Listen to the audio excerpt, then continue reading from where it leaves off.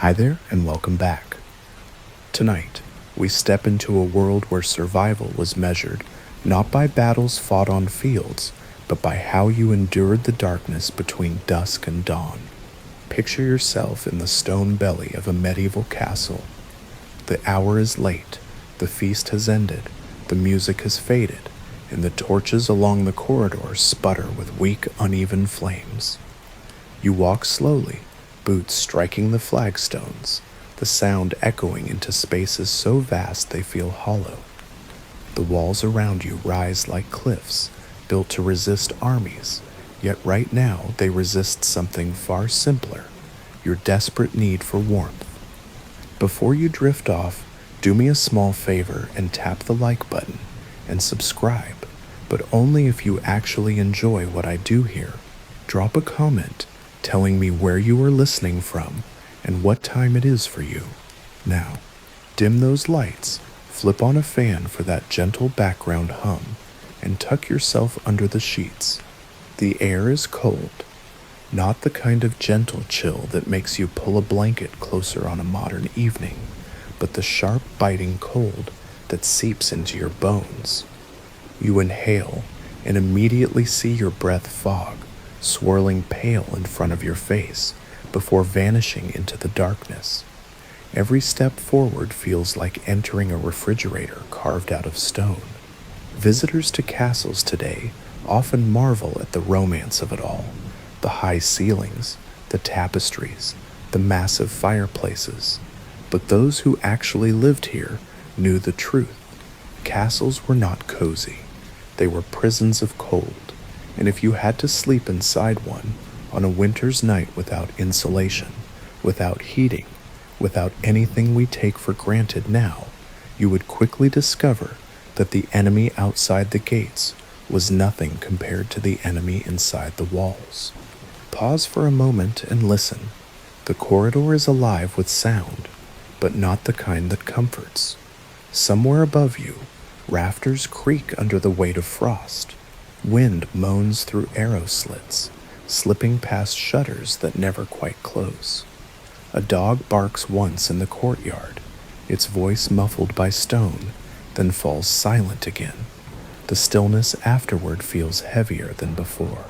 As you turn into a stairwell, the draft hits you.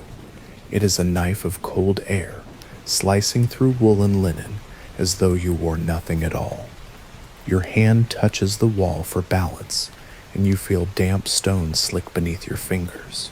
The chill clings there too, stored like a memory, radiating into your skin. You climb upward, your footsteps circling the spiral stair, and with every step, the silence deepens. You begin to realize this place was never designed for comfort. Castles were fortresses. Their walls stood thick to shrug off catapults and rams, their gates braced against fire and siege. The builders thought about enemies, not about sleep. They dreamed of war, not of warmth. And so when the sun fell, the castle itself became your greatest foe. Historians tell us that winter nights inside these walls dropped nearly as cold as the air outside. Imagine waking up with frost growing on the inside of your bed curtains, or finding the water basin beside you frozen solid by morning. Records describe such things almost casually, as if it were unremarkable. For them, it was normal. For us, it feels unimaginable. And yet, here we are, inside the stone cold, beginning a night that will test every trick, every ritual, every scrap of human ingenuity just to survive until dawn.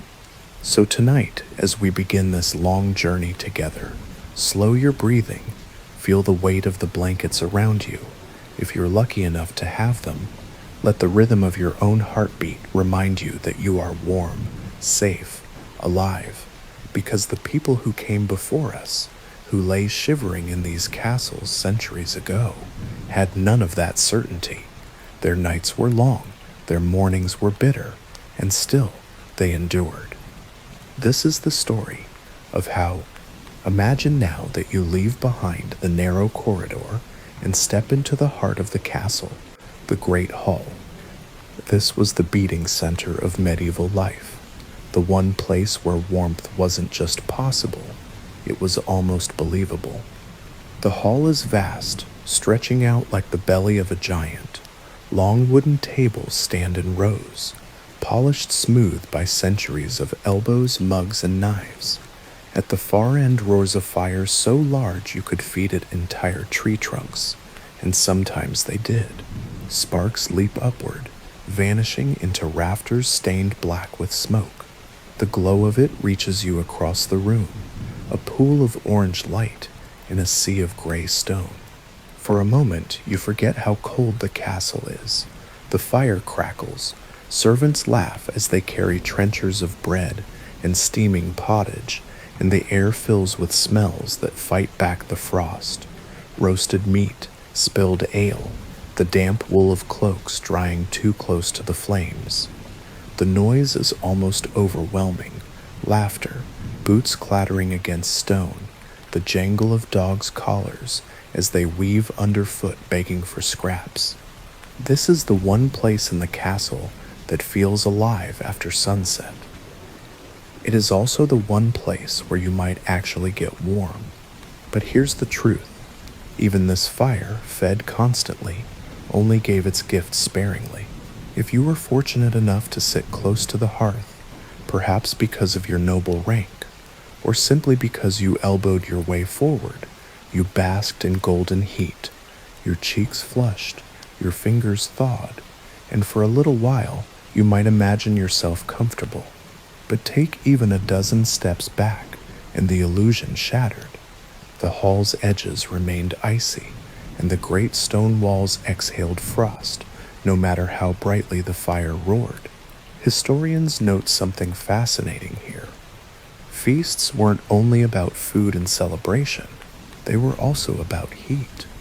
Hundreds of bodies crowded into one space, singing, laughing, eating, all radiating warmth together. This wasn't just merrymaking, it was survival. Some chroniclers even record that nobles instructed their servants to stand closer together in winter feasts, so the press of bodies would raise the temperature. Human heat, multiplied, was a weapon against the cold. So picture it clearly. The fire blazing, shadows leaping along the walls, and all around you the blur of motion, goblets raised, bread torn, stew ladled into waiting bowls. A minstrel plucks at a lute in the corner, his song half lost beneath the roar of voices. A dog noses your boots hopefully, and for a little while you feel as though winter has been pushed outside the castle, if only to circle angrily beyond the shuttered windows. But here's the catch. The glow of the great hall never lasted. The fire could not burn endlessly. Logs, even tree trunks, vanished into embers, and eventually the servants let it sink lower. As the feast ended and the hall emptied, silence returned, and the cold reclaimed its territory. Within an hour or two, even this most welcoming space returned to what the castle always was, a cavern of stone, heavy with draughts. Many travelers dreaded the moment they had to leave this hall. They lingered as long as possible by the fire, stretching out their hands to catch the last sparks of warmth. The closer they stood, the hotter their skin burned. Cheeks stung, eyes watered with smoke, but behind them, their backs already felt the cold creeping in. Eventually, though, the embers glowed low, shadows lengthened, and the servants snuffed the candles one by one. The great hall grew quiet, like the chest of a giant slowing into sleep. And then came the most hated moment of all, the walk away. You turned toward the staircases and passageways, knowing that whatever warmth you carried in your bones would drain away the instant you stepped through the door. Many chroniclers wrote of this transition, the shock of moving from the golden glow of the great hall into the frozen dark of the castle. Some even claimed the shiver it caused lasted all night. And yet, that's what made the Great Hall so symbolic. It wasn't just a room. It was a ritual. It was the promise that for a few hours, the household could remember what warmth felt like, a defiance against winter, even if only temporary. So picture yourself now at the end of such a feast. You rise reluctantly from the bench, your cup drained, your hands still faintly glowing from the fire. The hall is quieter now, shadows stretching high against the blackened rafters. You glance back one last time at the embers, knowing that when you return in the morning, they'll be cold ash. You wrap your cloak tightly, brace yourself, and step toward the stair. Behind you, the fire hisses softly, fading into silence. Ahead of you, the castle waits, dark, cold, merciless. And so begins the real test of the medieval night. No, you've lingered as long as possible in the glow of the great hall. The warmth has soaked into your cheeks. Your fingers still tingle from holding them close to the flames. But now the feast is over, the laughter has faded, and the fire is sinking into embers. Servants shuffle about, stacking trenchers, sweeping rushes, and banking the logs for the night. One by one, candles are pinched out, plunging the far ends of the hall into shadow. It's time to leave. The moment you step into the corridor, the shock is immediate. The warmth you carried in your bones vanishes, as though the castle itself has stolen it. The draft slashes across your face like a whip. Your breath fogs instantly, curling in white clouds before dissolving into the dark. The stone floor beneath your boots feels colder than ice, and every step echoes in the silence, a lonely sound swallowed by endless walls. The corridor is narrow, lined with arrow slits that gape open to the night. The shutters are shut, but the wind still finds every crack, whistling as it squeezes through. The sound is eerie, like a low moan, as if the castle itself were alive and complaining about the cold. You tug your cloak tighter, but the air slips beneath it, needles against your skin. Travelers who wrote about this moment called it a punishment. One English visitor in the 14th century claimed that the shiver he felt walking from the hall to his chamber clung to him until morning.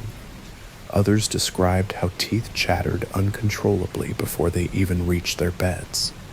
For many, the short walk through the frozen arteries of the castle was the worst part of the night. Your hand brushes the wall as you walk, but there is no comfort in it. The stone is slick with condensation, damp like the walls of a cave. In places, water drips steadily, freezing into tiny rivulets along the cracks. If you stop for a moment and listen, you can hear it, the faint hiss of wind, the soft patter of water freezing, the distant groan of timbers in the roof. You pass through a doorway, and the draft intensifies, rushing at you like a wave. This is the nature of medieval castles. Every gap, every stairwell, every passage is a funnel for the wind. Builders designed them as fortresses, not homes. They thought about defense, how to repel arrows and battering rams, but not about insulation. The result was an architecture that worked brilliantly in war, but cruelly in peace. Now imagine yourself climbing a spiral staircase. The steps are worn smooth by centuries of feet, but each one is icy beneath your boots. The air gets colder as you rise, not warmer. Towers were proud symbols of strength, but they caught the wind mercilessly. The higher you go, the sharper the drafts cut, until you feel as though you are climbing straight into the winter sky itself. At the top, the corridor narrows again. A single torch sputters in its bracket, flame guttering as the wind toys with it. Its light throws long shadows across the walls, shadows that sway and stretch until the stones seem alive. You pause, staring at them, realizing that this darkness is as much an enemy as the cold. Sleep will not come easily here. And yet, this was the nightly routine of everyone who lived in these castles. Nobles, servants, guards, they all endured the same icy pilgrimage from fire to bed. Some dreaded it so much that they slept in the hall itself, curling on benches near the embers rather than face the corridor. But most did not have that choice. Their chambers awaited them, and so they trudged onward, cloaks clutched, teeth clenched, praying for the relief of blankets and curtains. Think about how different this is from your world. Tonight, when you leave your living room, the warmth follows you into your bedroom without question. Central heating hums softly in the background, invisible, effortless. But for them, every step away from the fire was a descent into hardship. Every corridor was a gauntlet, every staircase a reminder that stone, for all its strength, could never be made truly hospitable.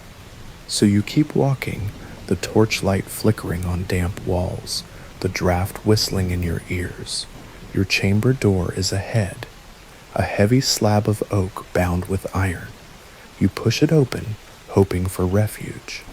But what lies beyond is no salvation. The fire is far behind you now. The great hall glows only in memory, and what waits in your chamber is not comfort, but another kind of cold altogether. You push open the heavy wooden door to your chamber, expecting at least a hint of relief. But instead, the cold inside is no less sharp than the corridor you just left. In some ways, it feels worse. The walls rise around you like cliffs, massive blocks of stone, 12 feet thick in places, stacked to withstand sieges and battering rams. They were meant to keep men out, and they did. But in doing so, they also trapped the night air in, and once that cold seeped into the stone, it never left. The truth of medieval castles is this: the very strength that made them fortresses also made them refrigerators. Imagine running your hand along the wall. It is slick with condensation, cold enough to sting your palm, moisture beads on the surface, trickling downward in slow rivulets that collect into puddles at the base. In some places, moss even grows indoors, feeding on the damp. A noble's chamber, ostensibly the grandest room in the keep, can look and feel more like the inside of a cave. Travelers often wrote about this. Some complained of sweating walls, where water dripped steadily through the night, keeping floors wet and bed curtains damp. Others remarked on how tapestries hung heavy with moisture, their bright colors dulled by the clammy air. A few described waking to find frost patterns etched on the stone itself, like delicate silver lace crawling across the walls. For them, this was not unusual. It was simply winter. Step further into the chamber. The air does not welcome you. It presses on you, heavy and damp, as if the room itself were swallowing warmth. Fires were sometimes lit in chambers, but their effect was limited. A blaze roared in the hearth, but step even 10 feet away, and you were back inside an icebox. The heat never reached the corners. It never softened the walls. The stone held its own memory of the cold, and no fire was powerful enough to erase it. Imagine lying in bed against this backdrop, the curtains drawn around you, the blankets piled high, and still your breath clouds in the dark. You shift beneath the covers and hear the faint drip of water hitting the rushes on the floor. Your ears pick up the groan of wood as it shrinks against frost. You are wrapped tightly, and yet you cannot escape the presence of the walls. They loom silently, indifferent to your discomfort, radiating their chill hour after hour. This is what made castles so deceptive. From the outside, they appeared invincible, towers rising above the landscape, banners snapping proudly in the wind. But from the inside, they were hostile, merciless, impossible to tame. Nobles who could command armies and crush rebellions still lay shivering at night, powerless against the simple physics of stone and winter. Historians debate how much people tried to fight this. Tapestries were hung across walls, not only for decoration, but to create a thin barrier against drafts. Wooden panels were sometimes installed, forming a second skin to soften the impact of the stone. Servants stuffed gaps with moss or cloth, desperate to block even the smallest slit of air, but the battle was always uneven. The cold always found its way back in. And so, sleeping in a medieval castle was never just a matter of resting. It was a kind of siege, one fought not with swords and arrows, but with blankets, curtains, furs, and fire. The enemy was invisible, but relentless. The walls themselves became combatants, breathing frost into every corner, soaking every rush with damp, holding fast against every attempt to make the room livable. Think about that as you sit in your own home tonight. Your walls keep you safe, but they also keep you warm. For them, walls were only half the promise. Yes, they stood against invaders, but they turned every night into an ordeal. So you sit in this chamber now, hearing the slow drip of condensation, feeling the chill radiating from stone, watching your breath cloud the air. You are in a fortress, yes, but more than that, you are in a prison of ice, and the night has only just begun. You shuffle deeper into the chamber, boots scraping across the floor. At first you might expect polished wood, or perhaps a rich carpet, something befitting a noble's quarters. But instead, your feet crunch softly against something far humbler. Rushes. These were bundles of reeds, straw, or grasses spread across the stone floors. At first glance, they looked like nothing more than mess, but to medieval people, they were more than decoration. They were survival. Imagine the room without them. Bare stone, slick with condensation, seeping cold into every step.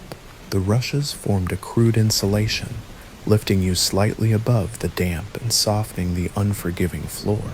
When freshly laid, they smelled faintly of the outdoors, earthy, grassy, with the clean sharpness of plants gathered from riverbanks and meadows.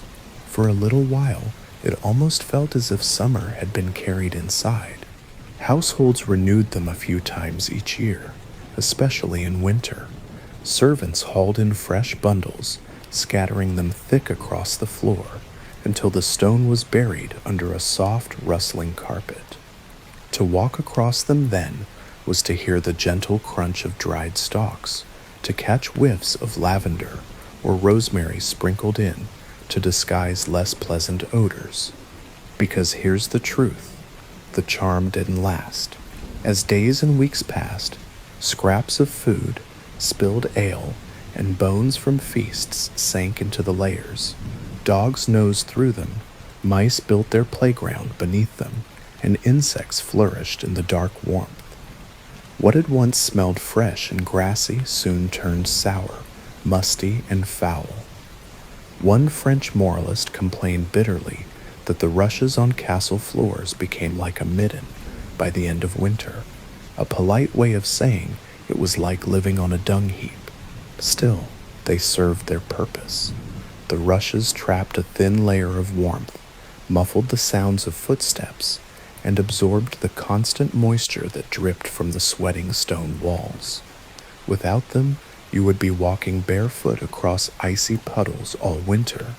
With them, you at least had the illusion of a softer, slightly warmer world. Picture the sensory overload of this room.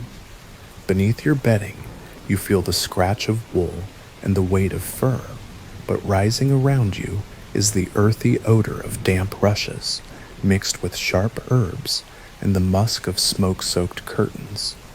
When you shift in bed, you hear them rustle faintly, a reminder that even the floor beneath you is part of the nightly battle against the cold. There is a strange ingenuity in it. Medieval people didn't think in terms of insulation or flooring the way we do. They thought in terms of whatever could hold the chill, a fraction further away. If that meant scattering river reeds and meadow grasses across the stone, then so be it. For them, survival was never about elegance, it was about making the unbearable merely tolerable. So you sit now in this chamber, hearing the faint scurry of mice beneath the rushes, smelling the mixture of lavender and rot, feeling the floor soften slightly under your boots.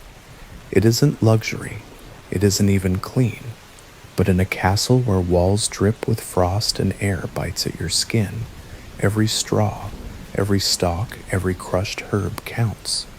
The floor beneath you is not a carpet of comfort. It is a fragile shield in the endless war against the cold. You move toward the bed now. Its wooden frame creaks under the weight of layers piled high, so many that the mattress itself is almost hidden beneath them. This is where the real battle against the night begins. In the medieval world, survival meant fabric, wool, linen, fur. These were the weapons you wrapped around your body when the castle's stone and winter's breath tried to claim you. The first layer was always linen, smooth, cool against the skin, and easier to launder than heavier cloth. But linen alone was no defense. Over it came woolen blankets, dense, scratchy, and heavy enough that some compared them to being pinned beneath a hound. They didn't just cover you, they pressed you down, a barrier between your fragile warmth and the cold air swirling endlessly above. And then, if you were wealthy, came fur, fox, sable, ermine, even bear. The skins of animals transformed into collets and coverlets. These weren't simply luxuries flaunted by nobles, they were lifelines. A Burgundian lady once confessed she never traveled without her ermine-lined bed covers, even in summer, terrified of catching a chill at night. To us, it might sound absurd. To her, it was entirely rational. Drafts crept everywhere, cold seeped through every gap, and furs were the closest thing they had to armor against it. But there was a cost. Layer upon layer made the bed heavy, oppressive. Servants sometimes joked that their masters could barely move once they were tucked in, swaddled so tightly that rolling over was a monumental task. Imagine yourself there, pinned beneath 5 or 6 blankets, each one weighing down your chest, each shift threatening to let icy air slip in at the edges. Warmth came at the cost of freedom, and most accepted that trade without hesitation. There was folklore too. Some believed linen sheets drew out the body's heat, weakening the sleeper. To counter this, they layered wool and fur above and below, creating what some called a textile sandwich. Linen to touch the skin, wool to generate heat, fur to trap it in. Science or superstition, it didn't matter. What mattered was the chance, however slim, of waking with fingers and toes still alive. Inventories from noble estates show just how seriously people took this. Bedding was recorded with the same care as silver goblets or jewels. A feather bed here, 3 wool blankets there, 2 fur collets of fox, 1 of sable, and another of bear. These weren't just status symbols, they were survival kits, guarded, counted, and moved with households from one castle to another. But what about those without furs? What of the peasants, the servants, the soldiers? They relied on coarse wool alone, patched and thinned over years of use. Their blankets smelled of lanolin and smoke, sometimes damp, always scratchy. They lacked the glamour of fox or ermine, but still they did the job. Wrapped tightly enough, layered thickly enough, even coarse wool became a fortress of warmth. Now imagine lying beneath these layers, the linen cool at first, then warming slowly with your skin, the wool scratching faintly at your chin, its weight pressing you into the straw mattress, the fur dense and musky above, carrying the smell of the hunt or the stable, but keeping the drafts at bay. Your body shifts slightly, but no more than that. You dare not throw back a blanket, dare not break the cocoon. Outside the curtains, the room is freezing, but inside this mountain of fabric, you might just have a chance. This was the nightly ritual. To barricade yourself, not with stone and steel, but with threads and pelts. To build a fortress of fabric against an enemy you could not see, but felt in every breath, every ache of cold skin. The bed was no longer just a place to sleep. It was a battlefield, and every blanket was a shield. Then, step closer to the bed now. It rises high above the rush-covered floor, carved from oak or walnut, the posts thick as pillars. This is no simple pallet. This is a fortress within a fortress. The canopy bed. To our eyes, it looks grand, decorative, a stage set for noble life. But to those who actually slept in it, its purpose was brutally practical. These great beds were machines designed to trap warmth, to carve out a private climate inside the icy cavern of a chamber. Imagine climbing into one. The mattress creaks beneath you, straws shifting, feather beds sinking, and then you reach up and pull the curtains closed. Thick panels of wool or velvet fall heavy on all sides. Suddenly, the vast chamber outside disappears. The drafts from arrow slits are cut off. The flicker of torches fades, and the air within the curtains, however cold at first, begins to change. This was the secret of the medieval canopy. It wasn't just furniture, it was insulation. The difference could be dramatic. A chamber might hover just above freezing, your breath fogging in the air, but inside the curtains, the trapped warmth of your body, your blankets, even your breath itself, raised the temperature just enough to matter. A few precious degrees meant the difference between shivering all night and drifting into a tolerable slumber. Some curtains were lined with oiled cloth or even waxed fabric, sealing them against drafts more effectively. Others were embroidered, heavy with thread that added both beauty and density. And there were records, odd but telling, that some curtains froze stiff with condensation in the dead of winter, brittle sheets of fabric that cracked when pulled aside in the morning. Still, for nobles, these beds were so vital that they traveled with them. Entire households dismantled the frames, packed the posts and curtains onto carts, and rebuilt them in new castles or abbeys. One French duchess insisted her bed follow her everywhere, because to sleep without it was to risk a night of misery. The bed was not just property, it was life support and privacy. That mattered too. In chambers where servants padded back and forth, where guards stood watch, where family members might share the room, the curtains gave more than warmth. They gave the illusion of solitude. To draw them shut was to step into your own world, a cocoon of silence and fabric. The rustle of wool muffled sound. The darkness inside became total, and for once you could believe you were alone. Picture yourself in such a bed. You slide beneath the mountain of blankets. Feel the weight settle across your chest. You tug the curtains closed, the fabric heavy, faintly smelling of smoke and wool. Instantly, the draft on your face eases. The sound of the wind battering the shutters grows distant. You exhale, and the air warms just a little within the cocoon. For the first time all night, you sense that sleep might actually come. It wasn't foolproof. Curtains sometimes caught sparks from nearby candles, igniting into terrifying sheets of flame. Servants were warned constantly about the danger of fire near the bed, and no matter how thick the fabric, the cold still pressed in, waiting for any gap to slip through. But compared to lying exposed in the middle of a stone chamber, a curtained bed was a sanctuary. To us, it looks ornamental. To them, it was survival, a tent inside a castle, a miniature stronghold built not of towers and battlements, but of fabric and wood. And so, every night, medieval sleepers built a fortress within a fortress, a castle within a castle, within a castle, and prayed that its thin walls of cloth would hold against the endless siege of the cold. Beneath all the blankets and curtains, beneath the layers of wool and fur, lies the foundation of the night's sleep, the mattress itself. And here, more than anywhere else, the divide between rich and poor was felt most sharply.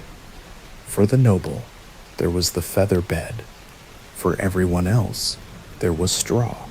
Imagine lowering yourself onto a great sack stuffed with goose down or duck feathers. The bed doesn't resist you, it swallows you, cradling your body in softness.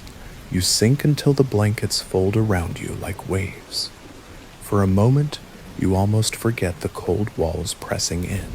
Inventories of noble estates describe feather beds thick as a man's arm, raised nearly a foot above the bed frame. They were treasured, guarded, passed down like jewels.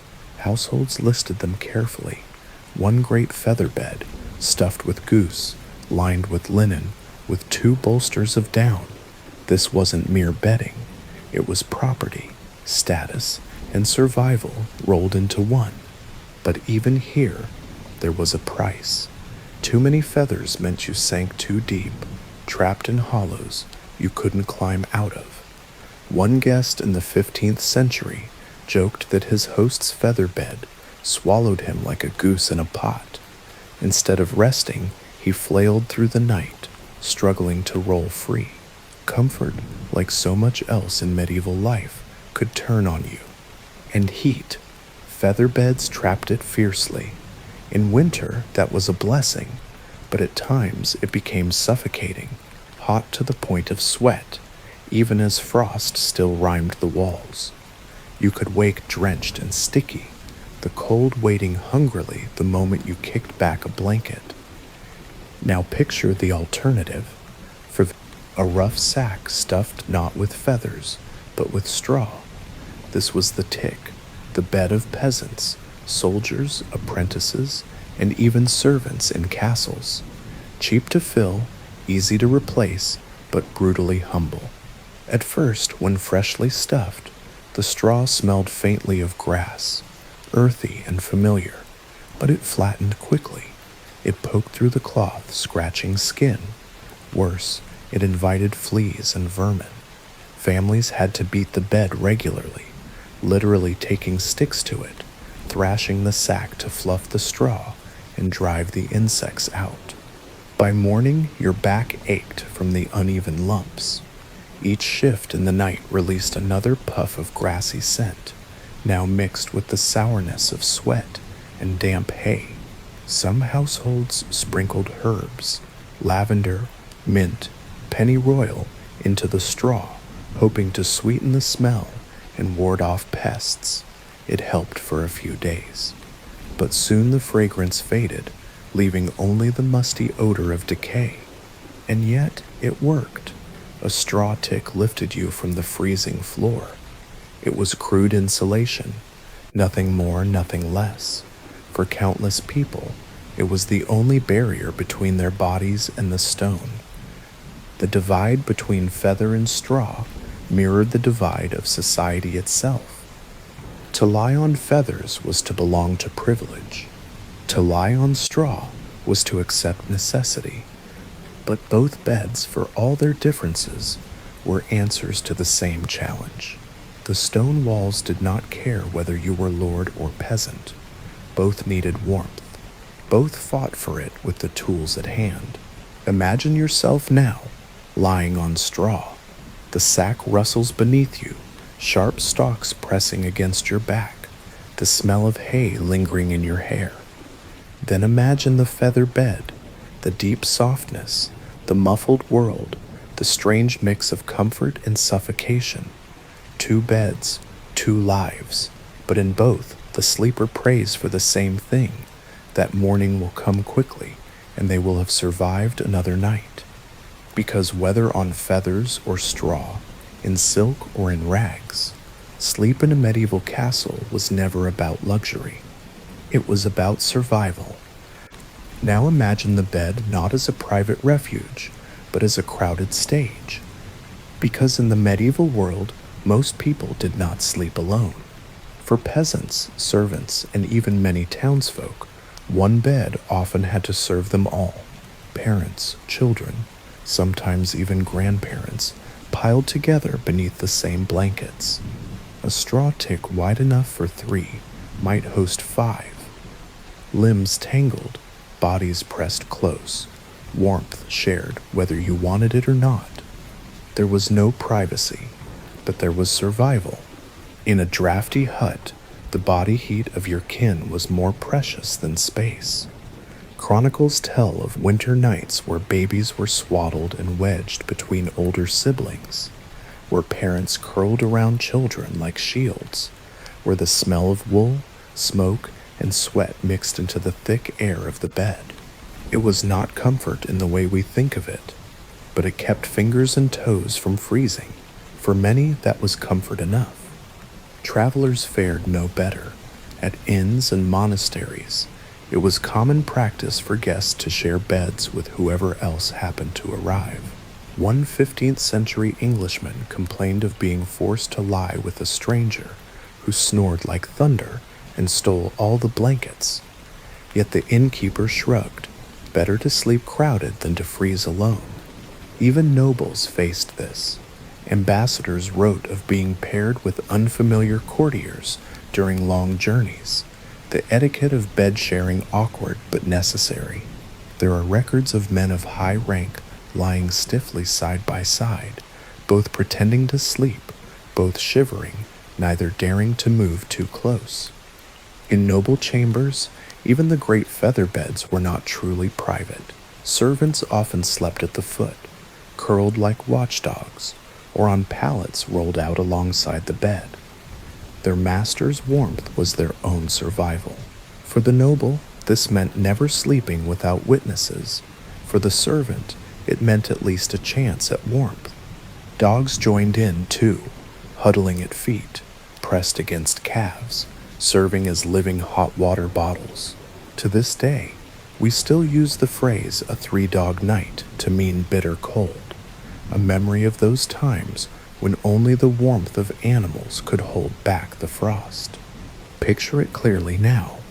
A family of 5 on a straw tick, bodies pressed close, the smell of sweat and hay rising in the dark. One child coughs, another snores softly. A dog twitches in its dreams, paws kicking against your legs. Outside, the wind howls against the shutters. Inside, there is no silence, only the chorus of survival. This was sleep in the medieval world, communal, messy, intimate, unavoidable. To sleep was to surrender not only to the night, but to the closeness of others. Your warmth was their warmth. Their breath was your blanket. We might shudder at the lack of privacy, the press of bodies, the fleas and lice that thrived in the cracks. But to them, it was ordinary, expected, necessary. In a world without central heating, your greatest defense was not fabric or fire. It was each other. So you close your eyes now, pressed between kin or strangers, the weight of blankets pinning you down, the heat of another body at your side. You shift, but there is no space. You sigh, and the air smells of hay, wool, and breath. It isn't solitude. It isn't luxury, but it is warmth. And sometimes that was enough. The bed is crowded already with kin, with servants, with strangers pressed shoulder to shoulder. But there is still one more sleeper here, curled tightly at your feet, warm and faithful. The dog? We still say it today, a 3-dog night. And we're a phrase born not from poetry, but from survival. In winters so cold that one dog's warmth was not enough, you brought 2. In nights so bitter that even 2 failed, you brought 3. The dogs weren't luxuries, they were insulation. Picture it, a mastiff sprawled across the foot of the bed, its bulk radiating heat. A smaller hound curls against your shins, its breath puffing rhythmically against your leg, and perhaps a lapdog tucked against your chest, carried there by a noble woman who treasures it not for hunting, but for the furnace of its tiny body. The fleas they carried were a nuisance. The smell, musky and animal, filled the sheets, but weighed against the knife edge of frost. Such things were easily forgiven. Miniature dogs became especially prized among the wealthy. Pugs, spaniels, and little laphounds were sometimes bred for no purpose other than to serve as bed warmers. Chronicles describe ladies tucking them beneath the blankets, the animals burrowing into the furs and refusing to leave. A bishop once scolded a duchess for the practice, claiming it was indecent. She ignored him. Better fleas, she thought, than frozen toes. Bigger dogs served another purpose. In a castle where intruders, thieves, or even assassins might creep through corridors, a dog's ears were as valuable as its warmth. To sleep with a mastiff at your feet was to know that nothing could approach without warning. Their growls were as much protection as their heat. So there you lay, one eye half open in the dark, hearing the dog's breathing slow beside you. Its body presses heavy against your legs, anchoring you, reminding you that you are not alone. Outside, the wind claws at shutters. Inside, the dog shifts, sighs, and settles, and the warmth seeps into you. For peasants, the bond was even more direct. In cottages where animals often shared the same roof, dogs nestled with their families as naturally as children did. Sometimes sheepdogs or hunting hounds curled alongside their masters, their coarse fur mingling with the rough wool blankets. The air was heavy with the smell of beasts, but also thick with heat. In truth, it was the animals as much as the fire that kept these cottages alive through winter. It is easy to romanticize this, to picture the cozy glow of firelight, the soft weight of a dog curled beside you, the gentle rhythm of shared sleep. But in truth, it was more desperate than sweet. The dog was not a pet in the modern sense, pampered and spoiled. It was a partner in survival, a living furnace, a barrier between your flesh and the night's frost. And yet perhaps there was comfort in it too. A hand reaching down in the dark, finding the familiar warmth of fur, feeling a body that also breathed and endured. In a world where stone walls froze and curtains stiffened with frost, the loyalty of a dog was more than warmth, it was reassurance. So you drift toward sleep now, feet pressed against the flank of a hound. The bed is crowded, family beside you, servants near, the air thick with the smell of straw and smoke. But at your feet lies a guardian, warm and watchful, as old as mankind itself. The night is long, the cold is merciless. But with a dog at your side, you might just endure until dawn. The castle tells two stories at once, one of privilege, the other of survival, stripped to its bones. For the noble, there were luxuries, feather beds, canopies draped in velvet, tapestries layered across walls to catch the drafts. At feasts, they dined on rich meats, drank mulled wine, and wrapped themselves in fox and ermine. Their beds glowed with embroidery, their curtains shimmered with gold thread, but when the torches went out and the fire sank to ash, the cold crept in all the same. No embroidery could soften the bite of a draft slashing through a shutter. No ermine fur could hold back the frost when it grew thick along the bed curtains. Nobles might sleep on feathers, but they shivered all night just the same.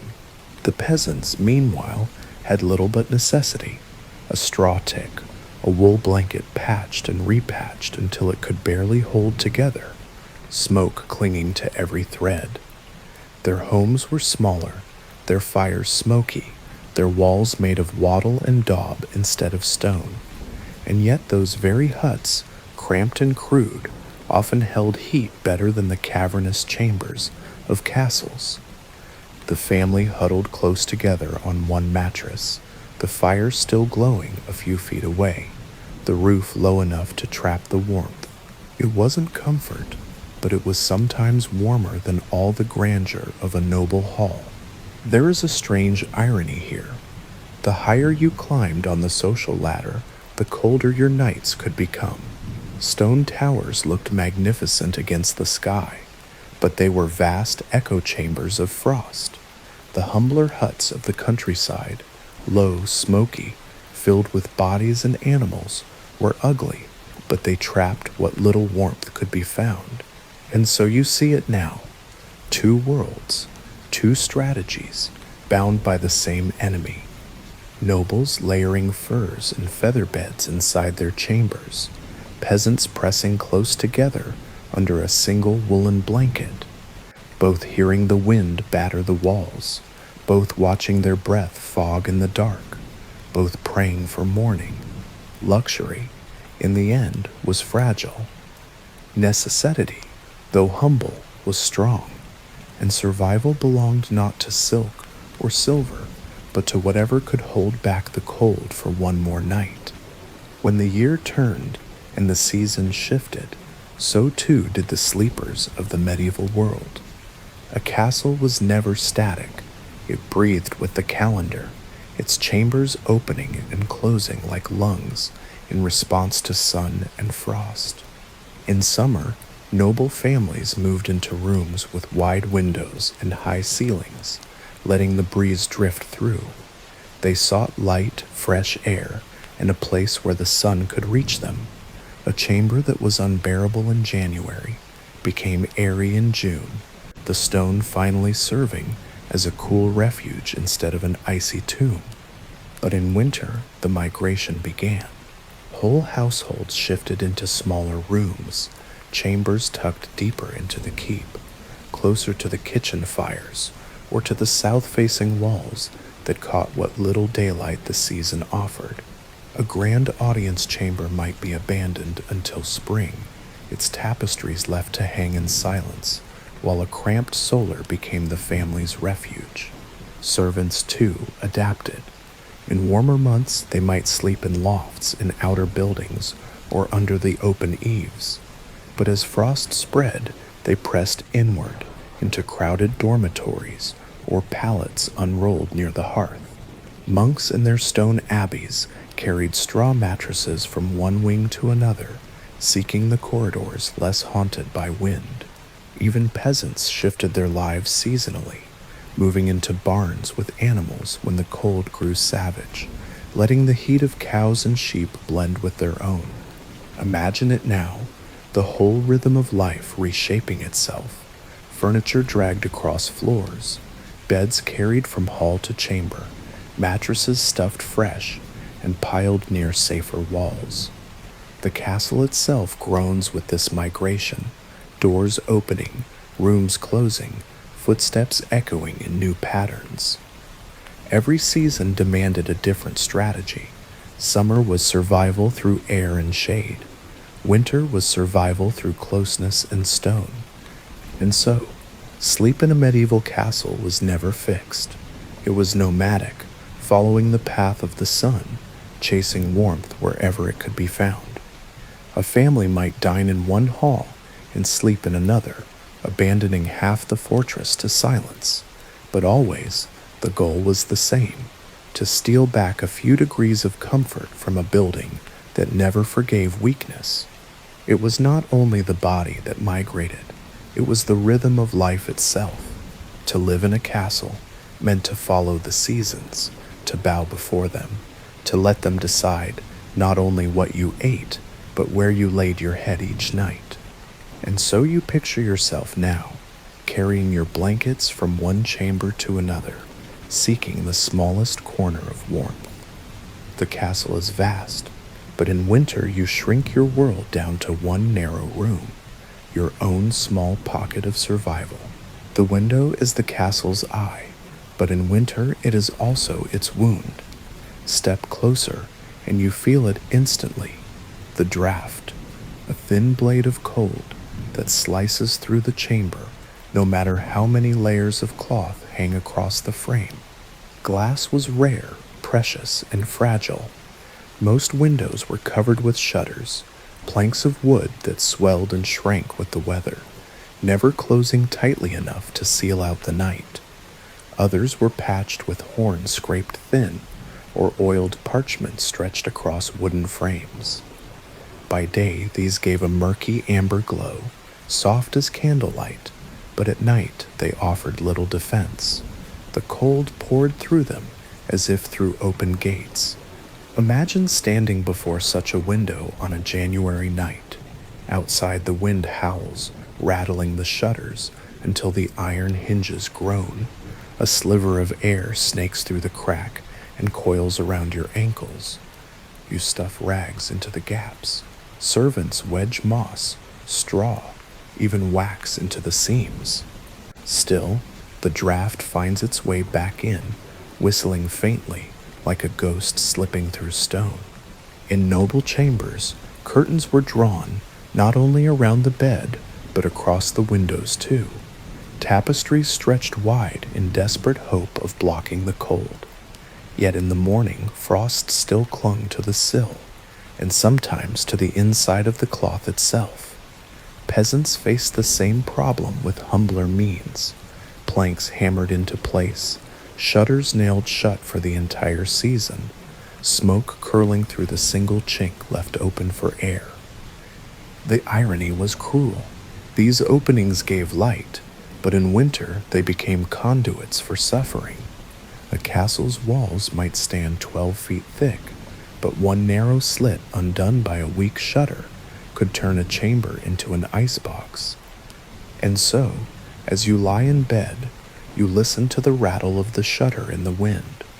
You hear the faint hiss of snowflakes drifting through the crack. You pull the blankets higher, breathe into your hands, and try to forget that beyond the curtains, the night has already seeped in. You turn toward the hearth, hoping for salvation. There, a fire struggles in the cavernous mouth of a chimney. At first glance, it looks magnificent. Flames licking upward, sparks spitting into the black throat above. But come closer, and the truth reveals itself. The warmth does not spread far. Stand a few feet away, and the fire's embrace weakens, the heat stolen by the gaping flue that swallows smoke and warmth alike. Giant fireplaces consumed entire tree trunks, but most of that heat was lost, rising up and vanishing into the night sky. A guest in one castle wrote that a fire there could roast an ox whole, yet leave a man's toes frozen at the table. Imagine sitting near it. Your face burns, your skin tingles red, while your back remains chilled as though pressed against ice. Shift your chair, and the balance flips. Now your shoulders sting with heat, while your hands grow numb again. It is a dance with the flames, leaning forward for warmth, pulling back when the scorch becomes too much, never finding true comfort. And then the smoke. Chimneys were crude, their drafts unpredictable. At times the hall filled with a choking haze, eyes watering, clothes reeking of soot. Servants coughed as they fed the logs, the smoke clinging to their hair, their skin, their every breath. Fires promised comfort, but they demanded a toll. Think of the cost, too. Whole forests vanished into these hearths, swallowed log after log, night after night. The roar of flames was paid for with endless labor, woodcutters in the snow, carts groaning under loads of timber, servants staggering under armfuls to feed the blaze. For every hour you felt the flicker of warmth. Days of toil had been spent preparing it. Still, people gathered close, pressing in, chasing the glow as though it were life itself. They sang, they talked, they argued beside it, because even imperfect warmth was worth clinging to.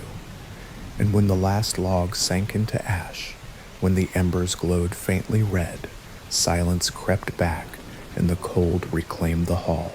You lie in bed now, curtains drawn, blankets piled. In the distance, the fire gutters, its light flickering dimly against the far wall. You know it cannot last. By midnight, it will be coals. By dawn, only gray ash. The hearth was no guarantee. It was a fragile candle fighting against a sea of winter. The fire dies, and what remains are candles. Small flames, fragile and human, they sputter in their holders, dripping wax onto wood, casting circles of trembling light that seem to shrink against the vastness of the chamber. For nobles, beeswax candles were the prize, clean burning, sweet smelling, their glow steady and golden. But beeswax was costly, a treasure in itself, and few households could afford to waste them in every corner. More often, the light came from tallow, candles of animal fat, cheap, smoky, and foul. They hissed as they burned, exhaling the scent of slaughterhouses into the room. Their flames guttered easily, bending with every draft that slithered in through shutters and doors. Imagine lying in bed, curtains drawn back just enough to watch a candle flame in the dark. The shadows it throws are alive, stretching, shrinking, bending until they seem like figures moving silently along the wall. Every flicker becomes a shape, a knight in armor, a hooded phantom, a beast crouching at the foot of your bed. The longer you stare, the more the shadows breathe, until the chamber feels haunted by things that are not there. Some households clustered candles together, hoping the combined flames might drive the cold back a little further, but their heat was feeble. You could warm your hands only inches from the wick, and even then, the warmth vanished as soon as you pulled away. In the end, candles gave light, not heat, and in the silence of winter nights, their light only reminded you how dark the rest of the chamber remained. There was danger, too. Curtains brushed too close could catch fire in an instant. Records tell of noble beds going up in flames, the heavy cloth burning faster than anyone could douse it. One careless servant, one knocked candle, and a chamber became an inferno. To sleep with a candle burning was to risk not waking at all, and yet many did it anyway, choosing the comfort of a little light over the terror of total darkness. So the candle burns on, its pool of wax deepening, its flame shivering each time the wind sighs against the shutter. You pull the blankets tighter, listening to the faint hiss of tallow, smelling the bitter smoke. Beyond the curtain, shadows still creep and stretch until you no longer know where they end, and your dreams begin. Close your eyes and imagine a chamber not meant for one family, or even a handful of nobles, but for dozens. Long, echoing dormitories where rows of straw pallets or narrow cots stretched wall to wall. This was how monks slept, how soldiers rested, how apprentices lived, shoulder to shoulder, body to body, in a rhythm of collective survival. The air was thick, heavy with the smell of sweat, wool and smoke, carried in from the hearth.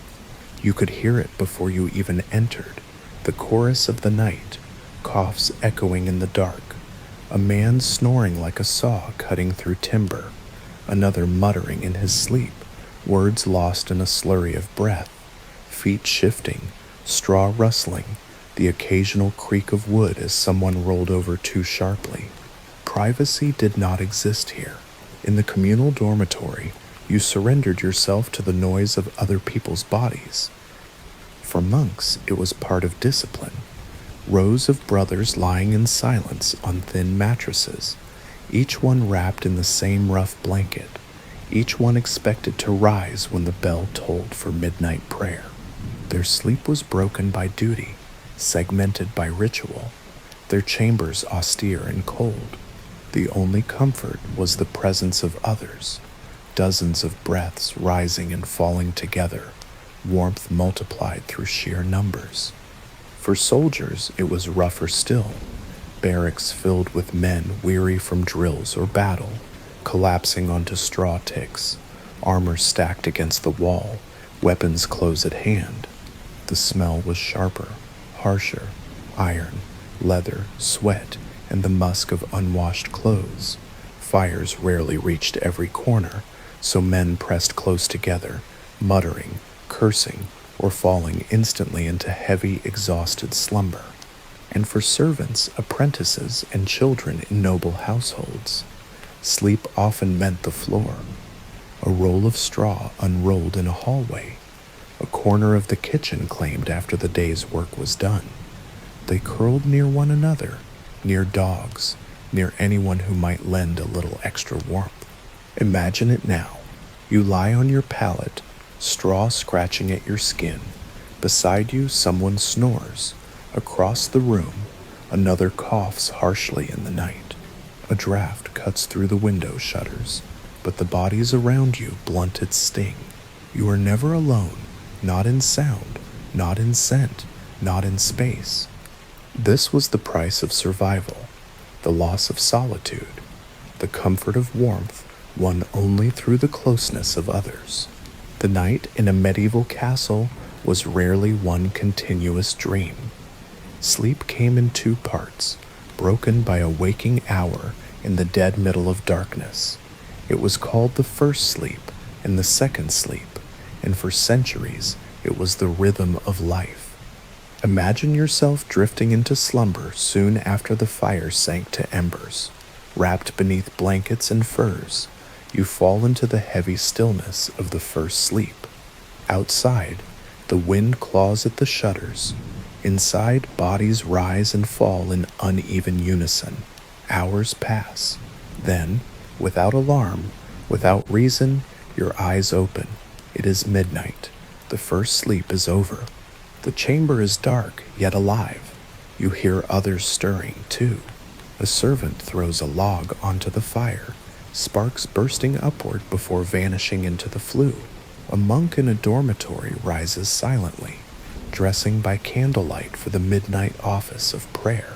In cottages, peasants sit up and tend to small chores, mending a tool, whispering with a spouse, checking on children or animals. This hour between sleeps was accepted, even expected, a natural pause in the night. Some used it for reflection. Prayers whispered into the dark, charms repeated against sickness, fears of demons or night spirits soothed with ritual words. Others used it for intimacy, finding privacy in the only hour when the world was quiet and half asleep. Medical texts even recommended it, claiming the body was at its most fertile between the first and second sleep. After an hour, sometimes two, the second sleep began. People slipped back beneath blankets, pulling curtains shut again, surrendering once more to the cold and the dark.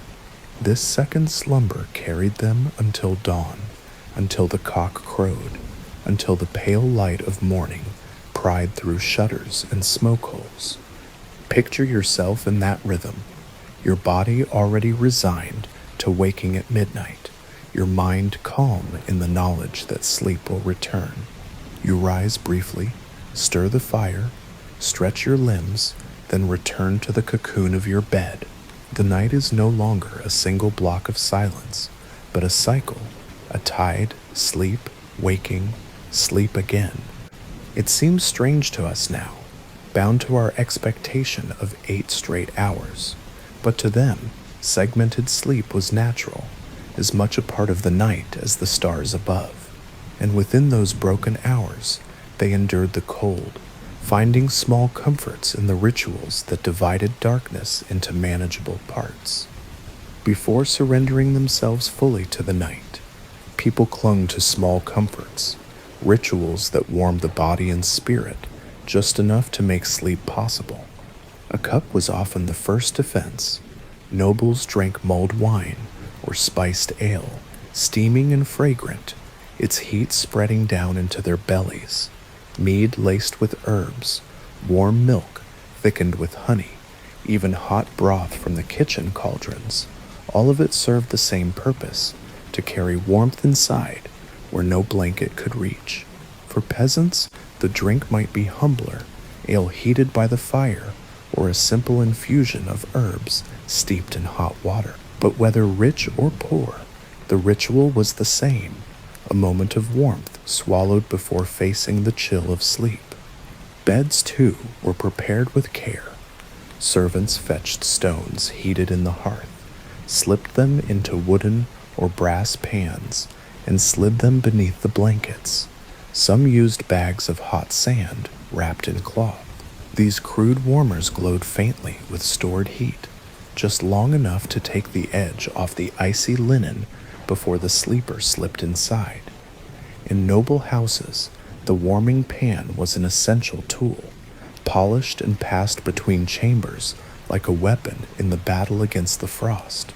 And for those with rare fortune, there were baths, a tub drawn close to the fire, steaming with water, hauled bucket by bucket, offered the luxury of entering bed with the body still glowing. Such indulgence was reserved for the wealthiest, of course, but even a quick wash of hands and feet in warmed water was a comfort.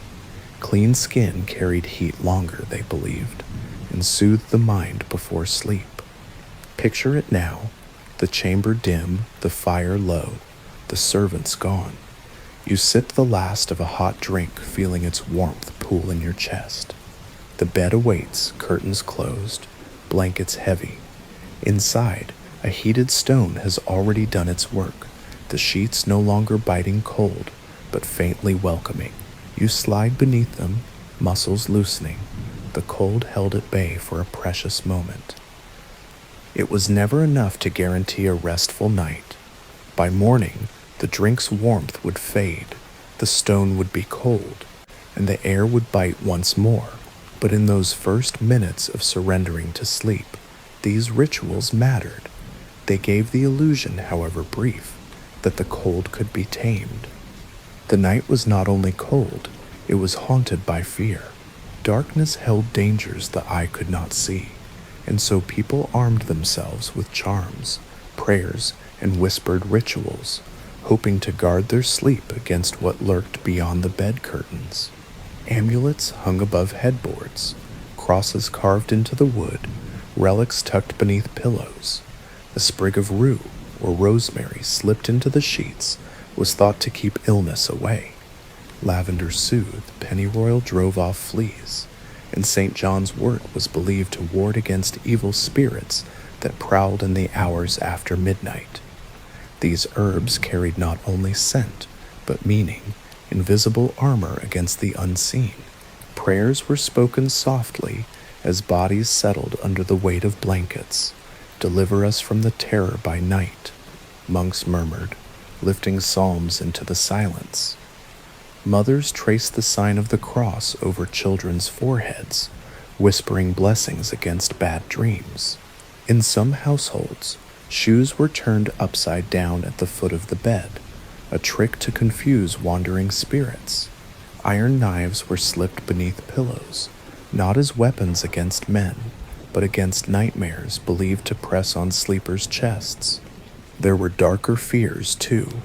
The night hag, said to creep upon sleepers and steal their breath, demons that rode horses through the night, leaving them sweating and exhausted by morning, witches who could slip through cracks and knots in wood. Against all these, people clung to ritual. Some muttered charms, others pinned protective verses to bed curtains, a handful even placed bowls of water by the door, believing spirits would stop to count the ripples instead of entering the chamber. Picture yourself in bed, the room black beyond your curtains. You clutch a rosary bead, breathe a prayer into the dark, tuck a sprig of herb into your blanket. The cold is enemy enough, but the mind, restless and frightened, makes the night colder still. These rituals soothe, giving the sense that the sleeper is not defenseless, that some power greater than furs and fire keeps watch through the hours.